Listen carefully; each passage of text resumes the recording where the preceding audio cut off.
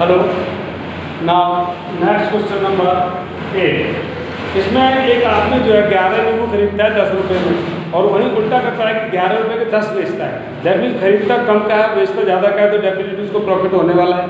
तो लेट कर लेते हैं, let CP of 1 lemon is equal to ₹X। Okay, then CP of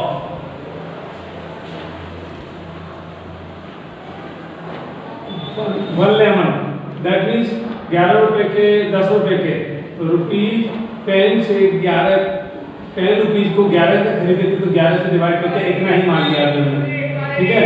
और उसके बाद आता है SP selling price of 1 lemon, क्योंकि उसने क्या किया था कि जो बेचे थे वो बेचे थे 11 के 10, तो यहाँ पर ₹11 के थे, टोटल बेचे थे 10 नींबू।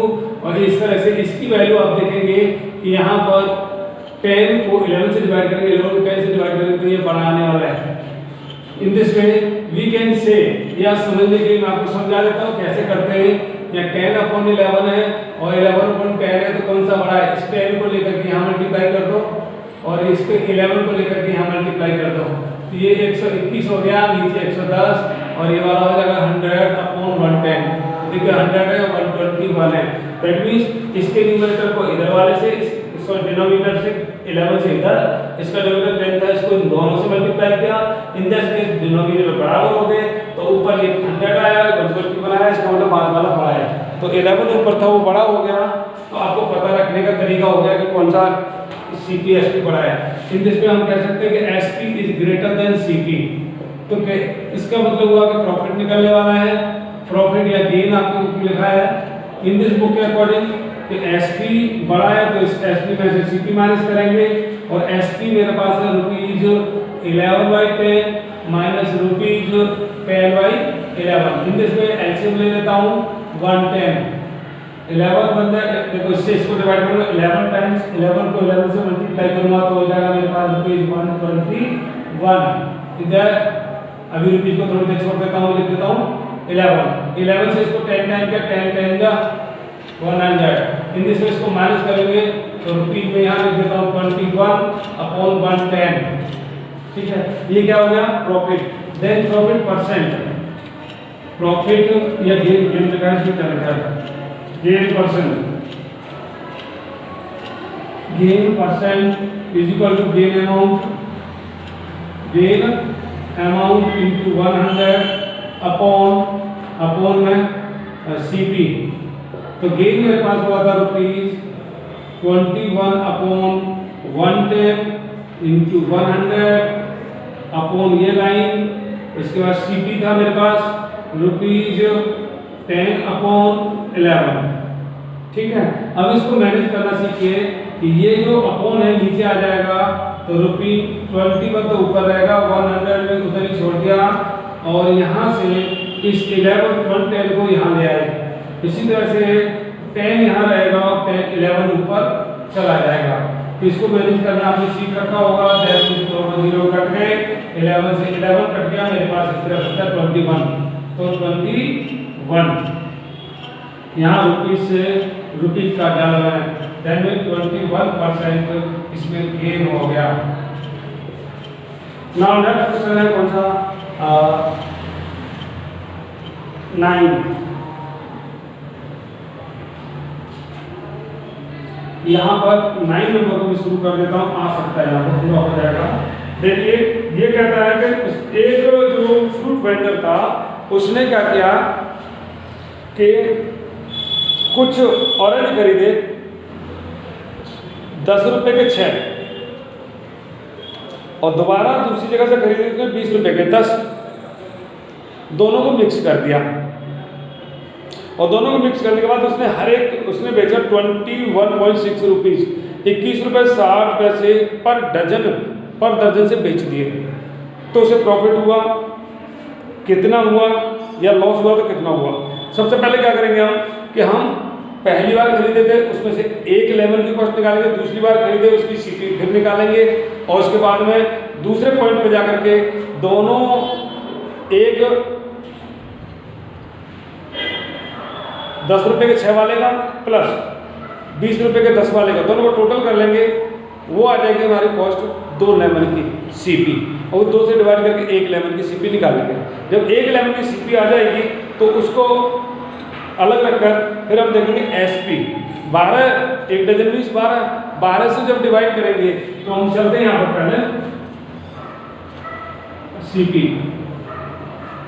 सीपी ऑफ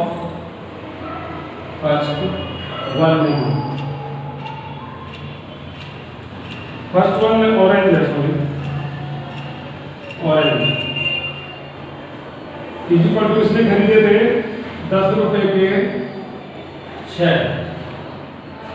ओके, दूसरा CP of second one orange, second type में जो खरीदे थे कितना था, वो था 20 रुपए के 10, राइट। तो अभी इन दोनों को प्लस करके ले लेता हूं, सीपी ऑफ 1 + 1 ऑरेंज, इन दोनों में से 2 ऑरेंज की सीपी निकालूंगा तो ₹10/6 + 20/10, 10/6 + 10/20। इन दिस में एलसीएम मैंने यहाँ पर 6 30 ले लिया, ठीक है। 6 से इसको 5 टाइम्स, तो 5 को 10 से मल्टीप्लाई करेंगे 50, 10 से 3 टाइम्स 3 × 2 = 16, दैट मीन्स ₹110/30। या मैं कह सकता हूँ कि इसको इससे डिवाइड कर दिया 11/33 रुपीज। ये कितने लेवल का है, ये 1 + 1 2 का। तो एसपी ऑफ 1 ऑरेंज निकाल लेते हैं, देन यहां से शुरू कर रहे हैं हम आकर के SP of 1 orange, sorry CP of each, हर एक कर दिया अलग ऑरेंज, हर एक ऑरेंज की जो सीपी है वो हो जाएगी कितनी के 11/3 डिवाइडेड बाई 2 लेमन से, दैट मीन्स 11/3 मल्टीप्लाई 1/2, इसको इसमें इन्वर्स कर दिया तो 11/6 रुपीज में आगे लौट करके कितना हो गया, ₹11/6 का हमारा सीपी हो गया। नाउ 1 डजन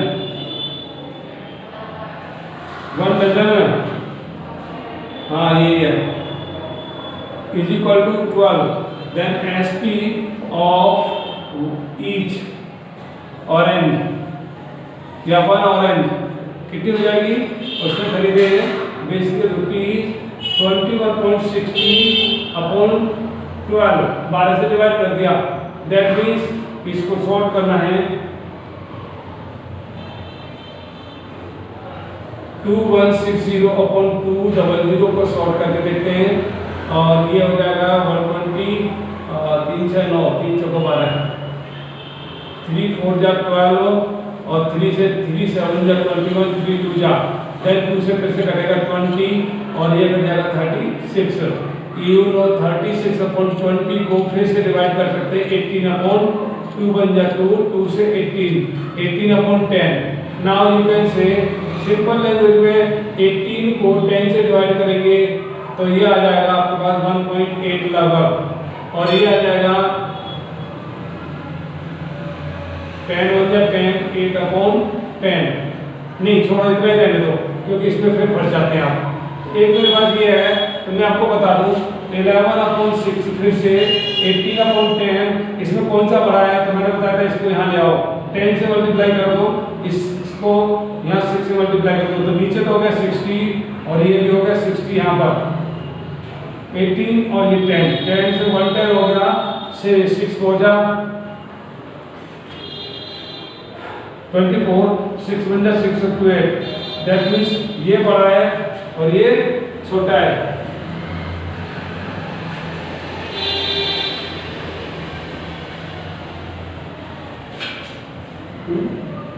दैट मीन्स ये बड़ा है, दैट मीन्स इसको हो गया सीपी बड़ा हो गया, एसपी छोटा हो गया, इन दिस केस को लॉस होना चाहिए।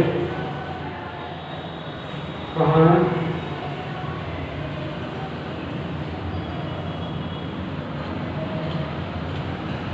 गेन और लॉस परसेंट। एक सेकंड के लिए,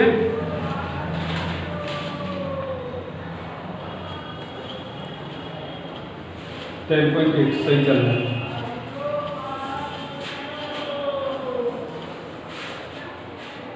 तो मैंने यहाँ कंपैरिजन करके बताई थी इन दोनों में। तो यहाँ पर क्या है, CP is greater than SP।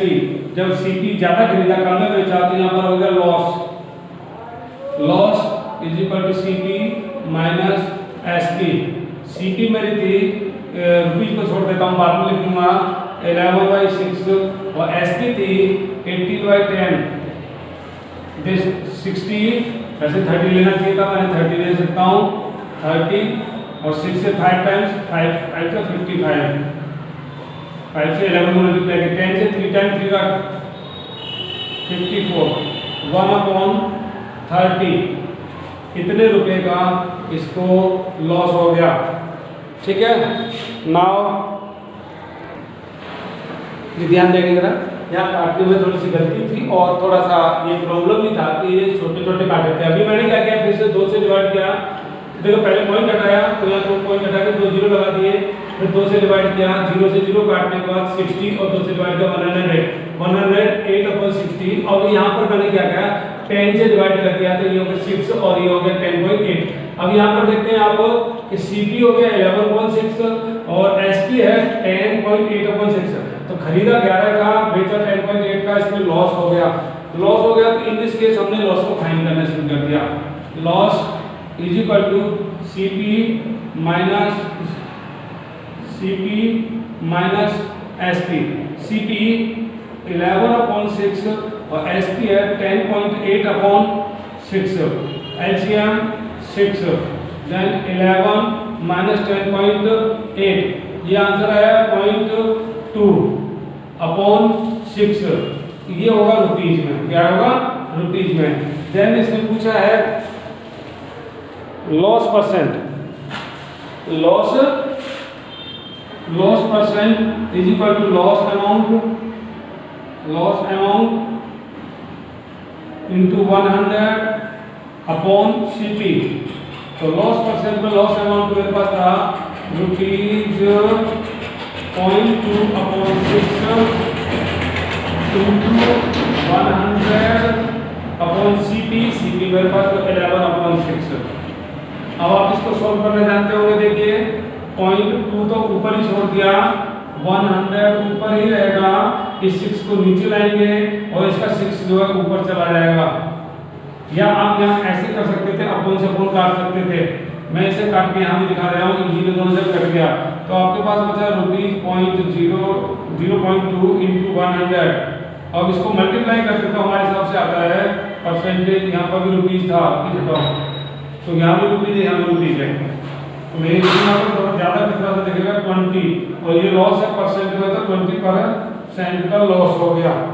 ठीक है, फिर से ध्यान देंगे कि यहाँ पर मैंने इसको माइनस किया तो यहाँ पर बचा मल्टीप्लाई कर 20 और यहाँ 11 को 11 बन जाए 11 और 9/9/11। ये परसेंट को क्या कहते हैं इम्प्रॉपर फ्रैक्शन में बदल दिया मैंने। ठीक है।